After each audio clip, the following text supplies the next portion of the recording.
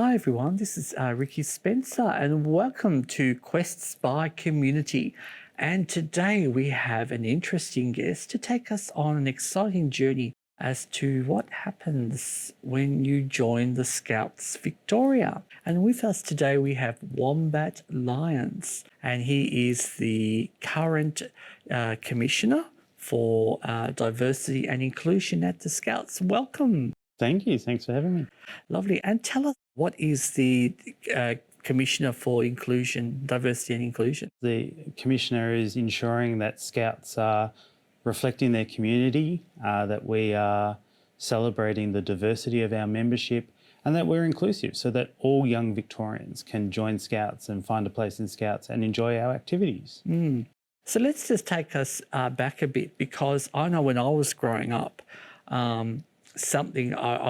Scouts was around even then in those days, in the 70s and 80s. But I always felt that, I couldn't really fit in because, one, I wasn't good at any sport. And then because I knew I was different, very feminine, and thought, don't know if I'll fit, don't know if they'll like people like me. How has that changed, Wombat? And what kind of led to that change in now? I see you're wearing very rainbow badges around you. What instigated this change in allowing young people who identify as LGBTIQ? So I think Scouts have always provided a very inclusive environment and have always attracted a real diversity of our community. And I guess one of the advantages of Scouting compared to maybe a sports-based activity for young people is that in Scouts, you're really performing to the goals you set yourself. You're performing to your own targets and achievements. So you don't have to have a particular set of skills, or you don't have to have a particular athleticism or physical ability. All young people can find a place in Scouts, and Scout groups have always reflected their own community. So in Victoria, we have over 500 Scout groups, and so each Scout group brings that reflection of its own community. It's all the young people from those communities that come together and make the Scout group. And it's those young people who guide what we do and how we do things. They set the activities, they set the programs, they set the events we attend. It was young people who said to us, can Scouts go to Pride March? So one of the badges is the Pride March badge. And that exists because young people said, can we do this as Scouts? And the answer was, yes, we'll make it happen. So we work with our communities, our parents, our families, our young people, to ensure that Scouting is there to include all young people, your abilities, your gender diversity, your sexuality. None of that should be a barrier to being a member of Scouts. And if we have to modify or adjust what we're doing, we'll do that to ensure that everyone has a space. And tell us a little bit about your journey with the Scouts, now that we kind of laid the frameworks about it. Tell us, when did you first get involved in the Scouts? When I was 8 years old, and that would have been in the 90s. I came along as a result of a Bring a Friend night, and a friend of our families took me along to Scouts, and I just really enjoyed it. And I had done things like Auskick and those sort of activities and hadn't enjoyed them as much as Scouts. So in Scouts, I think I found a group of young people to interact with, where it was a fun and friendly environment. There were lots of interesting activities, and you were doing something different all the time. We often talk about in Scouts you do everything and anything. So young people pitch the ideas. I remember as a kid, and still today, I'm pretty obsessed with trains, and so our club leader booked the transit police to come down and do a thing for us on trains. I did one of my adventures as crossing Melbourne, by using every different rail line in the city. So there are lots of those opportunities. So I joined at a group that was called 10th Glenroy. It's now First Oak Park, and it's still a booming Scout group in Moreland District. And my Scouting journey has taken me, so I've been a young person right up to the age of 26 in Scouting through our different age groups, our Cubs, our Scouts, our Venturers and our Rovers. And then I started volunteering as an adult, was a Scout leader for 2nd Essendon, moved into doing some district work for Moonee Valley District, switched across to the same role but over in what we call Karrawara, which covers the Hobson Bay and Maribyrnong City Council areas. And so I really enjoyed all that time in Melbourne. But when my career and work took me out into regional Victoria, and I live in Trafalgar nowadays, I just followed Scouts. There's a Scout group in almost every community, and so you're able to do that. So again, I went back to being the Scout leader for Trafalgar, and then from there have picked up different roles. And Tim Druce was doing the State Commissioner Diversity and Inclusion role before myself. He concluded his term and I applied for the job and was lucky enough to get it. And I was telling you off air that I'm about to start a new role in Scouts and we're about to find our next State Commissioner Diversity and Inclusion. Oh, wow. So tell us a little bit about what does the role that you do currently entail? Look, it's a huge amount of stuff and it can be, again, anything and everything. But I guess I look after the training side of things, so to ensure that we give. So any adult in the community who has a working with children's check and can pass a police check can volunteer for Scouts. But that means we've got people who are teachers working alongside people who are carpenters. So we've got to give them the skills to work with young people and to help young people facilitate those goals that they're setting and the activities they want to do.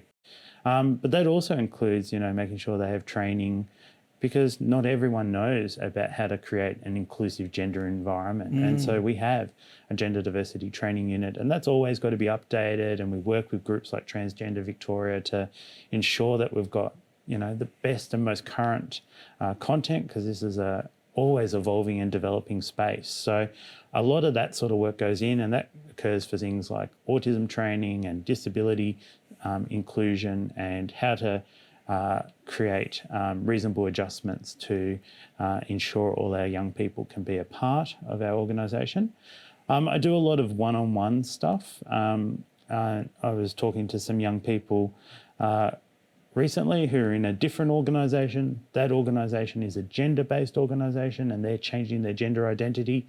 And so we're assisting them to move across into Scouts and become members of Scouts. And that, means liaising with their families and informing their families about what our organisation does and what our environments are and why it's different. So obviously Scouting is here for young people of all genders. So, therefore it doesn't matter what identity the young person has, they can find a place in Scouts. So we do a lot of that individual work. And then there's that promotional work and that event work. Pride March is one of my favourite activities every year, and it's not the actual day itself. I mean, the day itself is fine, but you stand in a park, you walk down a street in St Kilda and you go home. That's Pride March for me, but it's the lead up. So I last year had 12 young people between the ages. Our youngest young person was 8 and our oldest was 24. And these young people planned every element. They planned the merchandise, they planned what we wore on our uniforms, they planned a theme, officially Pride, and we all carried, little fish down the street.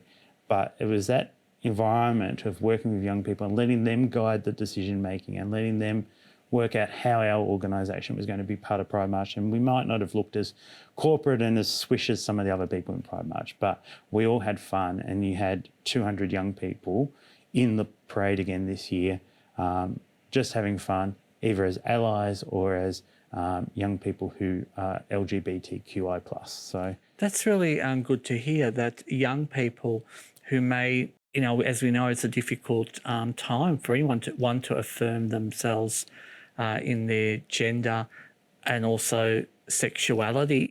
So the Scouts support young people if a person would come to you or a parent with a child to say, look, my child is genderqueer or identifies as a trans person.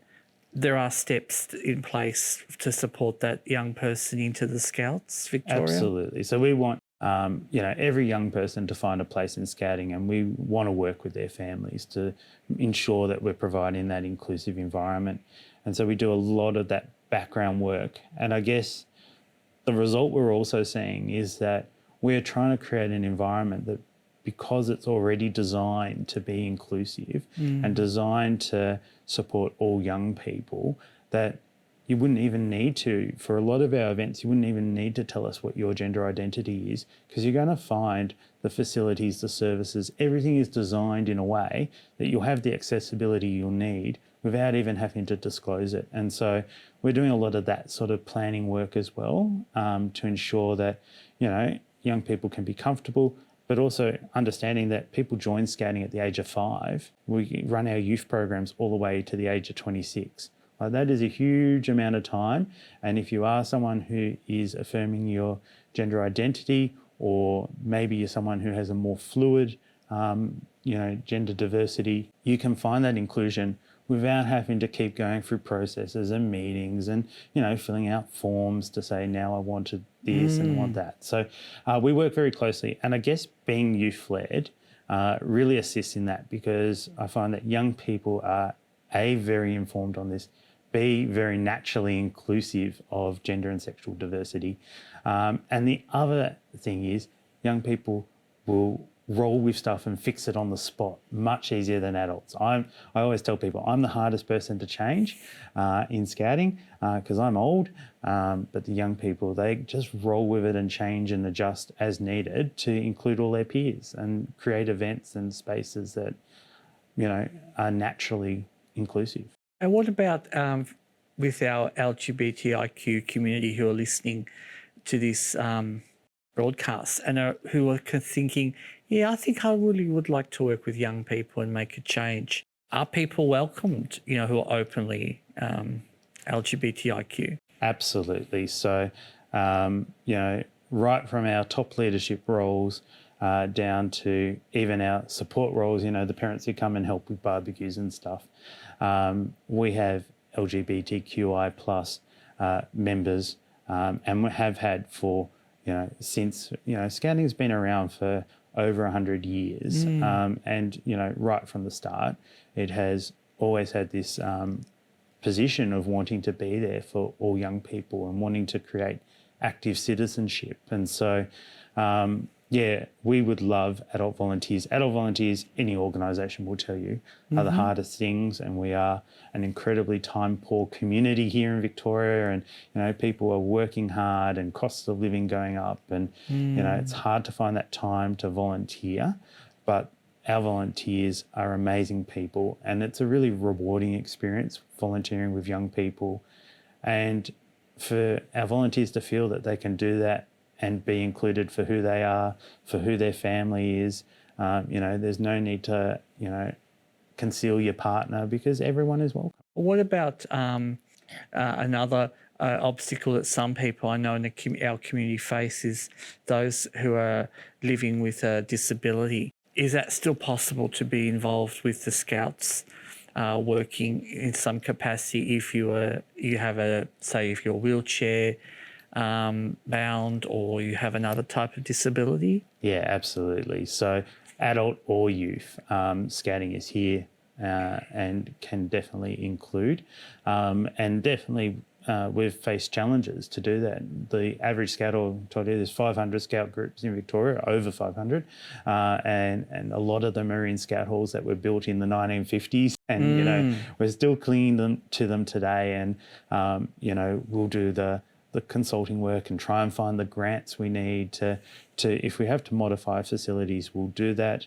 You know, there's a lot of that sort of work going on to ensure that we're inclusive, but we're also doing it, you know, again, that design side of things. So a lot of our training now is e-learning, and where that gives the advantage is that if you need to use a screen reader and some of those sort of technologies, it's so much easier to access your training if you can just take it, put it on your home computer and use the software you already use. You don't have to use something else or do other ways of accessing. So we're doing a lot of work to ensure that our leaders can be a part of it. But yeah, we have leaders.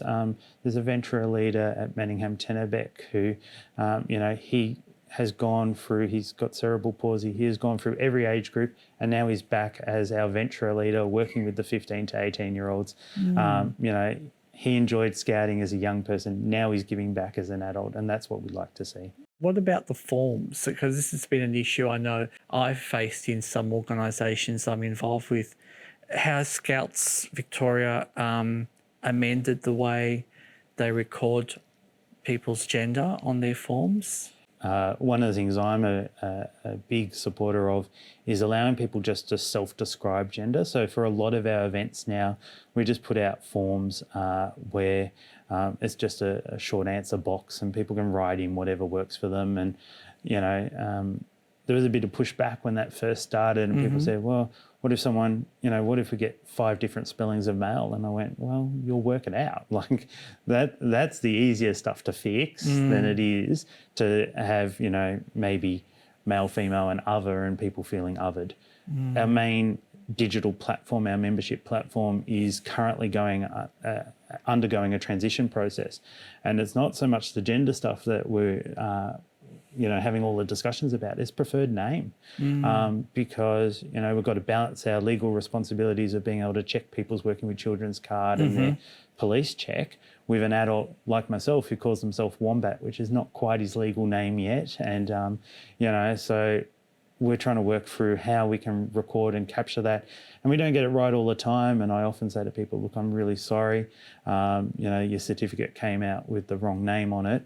We'll just reprint it and get it corrected. So sometimes we have to apologise and fix, but we are trying to work out ways that we can, and as digital technology improves, databases can be more flexible and we can collect data in a more flexible way. But the reality is we don't use gender data for a lot of stuff because we create that environment. The young people plan their camp themselves, so they'll talk about, okay, these 3 people are going to share a tent and these 4 people are going to share a tent, and they'll work out how that tent sharing arrangement is going to work. We don't need to say to them, oh, you're going to have a boys' tent and you're going to have a girls' tent, because who knows what that event and that arrangement needs.